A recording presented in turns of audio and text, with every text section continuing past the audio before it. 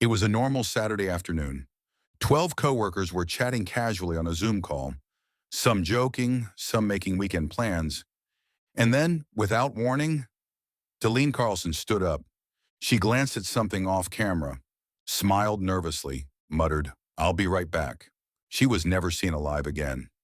Dalene Carlson was a 23-year-old veterinary assistant from Stockton, California.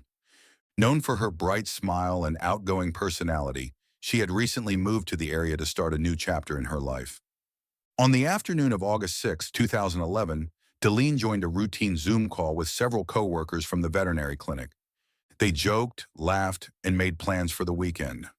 It was nothing out of the ordinary, until it was. Midway through the call, Dalene appeared distracted.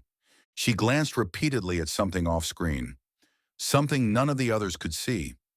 Then, without explanation, she stood up. She smiled awkwardly and said, "I'll be right back." Her camera stayed on, her empty chair in frame. Minutes passed, then hours. Dalene never returned to the call. At first, her coworkers assumed she had been pulled away unexpectedly. But when Dalene failed to respond to calls and texts later that evening, concern began to spread. By nightfall, her friends and family reported her missing. Authorities launched an extensive search effort across Stockton and the surrounding areas. Friends, family, and volunteers combed fields, riversides, and abandoned buildings. In the days following her disappearance, investigators discovered Dalene's car parked outside a local bar. Inside, they found her purse and cell phone, untouched. There were no signs of a struggle, no surveillance footage, no solid leads. It was as if Dalene had simply vanished. Weeks later, a tip led investigators to a man named John Stephen Vandiver, a 49-year-old local with a history of violent behavior. Dalene had reportedly met Vandiver just weeks before her disappearance.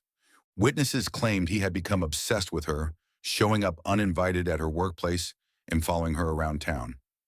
On September 2nd, 2011, nearly a month after she went missing, Dalene's remains were discovered buried in a shallow grave outside a rural property linked to Vandiver. The cause of death was determined to be homicide.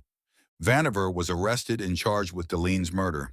In 2014, he pleaded guilty and was sentenced to life in prison without the possibility of parole. But for Dalene's family and friends, no sentence could undo the heartbreak.